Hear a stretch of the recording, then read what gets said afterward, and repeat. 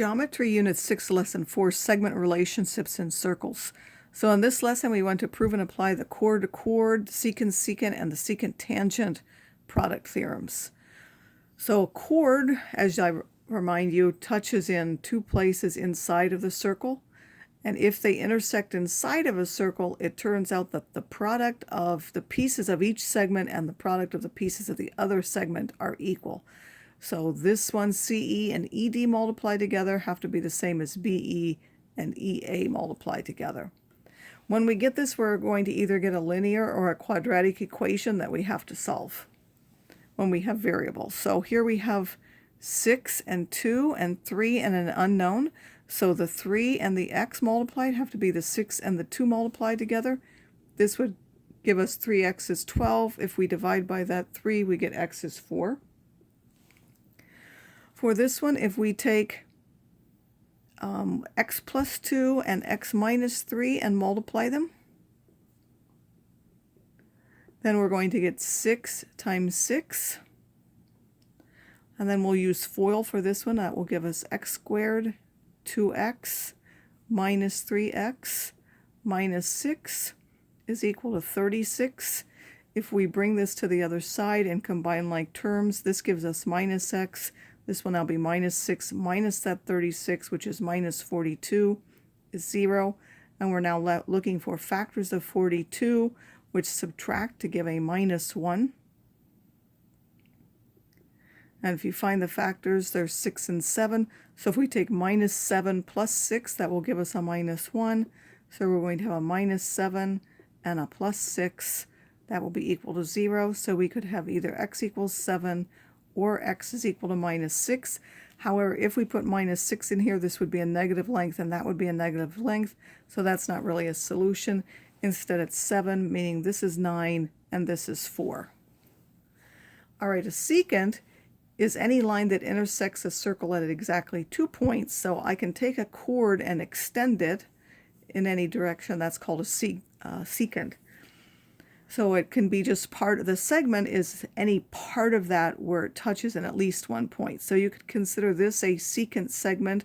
You can consider this a secant segment. The external secant segment is the part that lies completely outside of the exterior of the circle.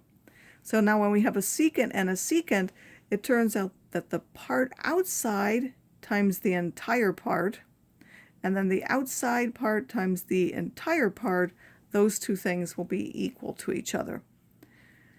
We can show that.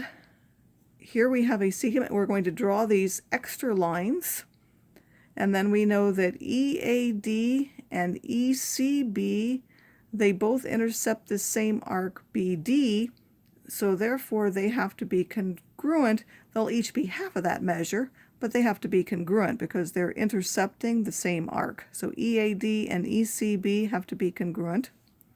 That would be this is now congruent to this. Angle E is, of course, congruent to itself by the reflexive property. And then we have two angles of one are congruent to two angles of the other, so that's angle, triangle similarity. We know that those are congruent, and now we know that corresponding sides have to be proportional.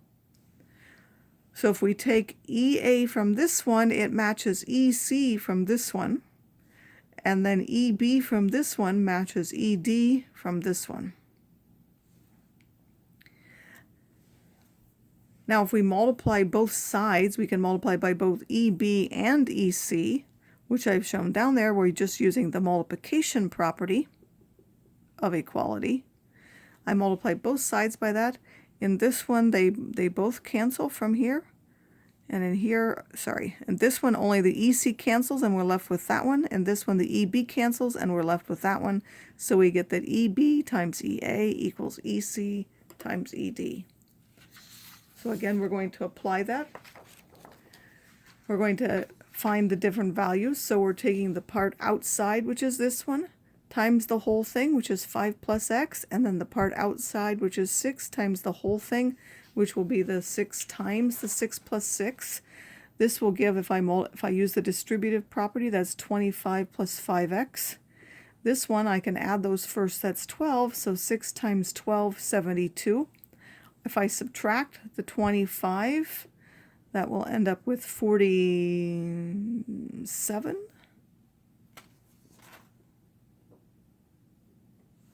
And then if you divide by that 5, you'll end up with 9.4. All right, and this one, again, this E stands for external and the W stands for the whole thing.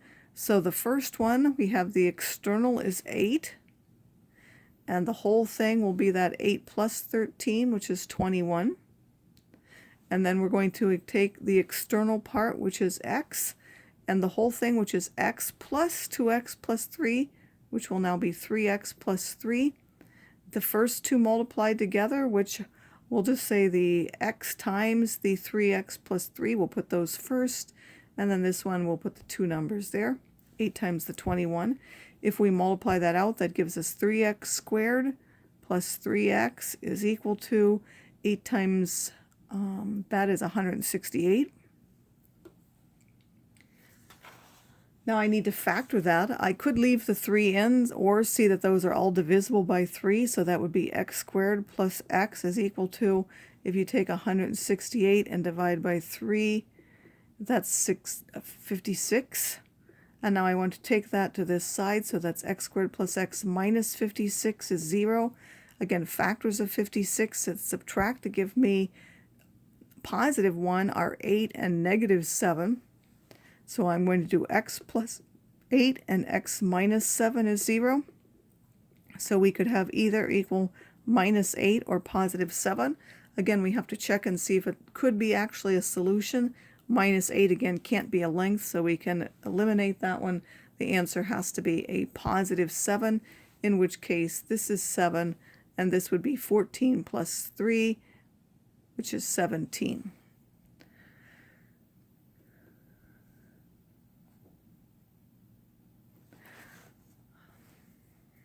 All right, now the next part is the tangent.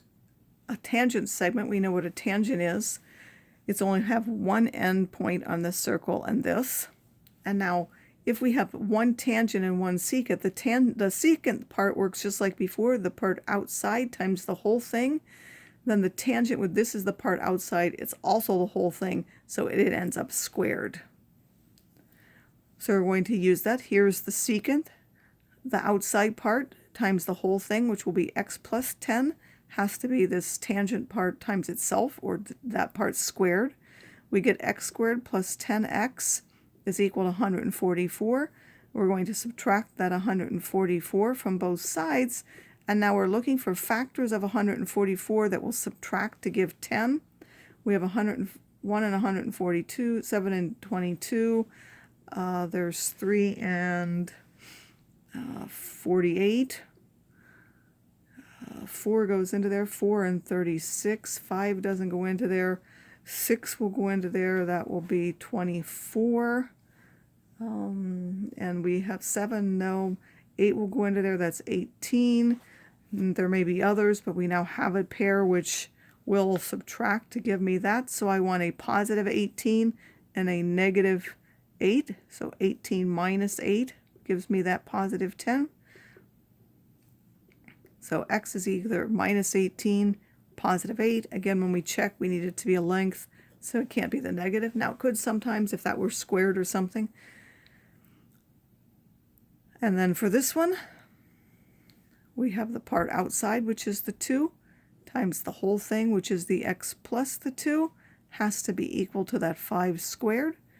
If we use the distributive property, 2x plus 4 is equal to 25. Subtract the 4, 2x is equal to 21. And if we divide that by 2, we get x is 10.5. So again, keep in mind you're either going to get a linear equation to solve or a quadratic one. The quadratic ones will need to be factored generally. They could need the quadratic formula if they weren't factorable, but I believe everything we look at will end up being factorable.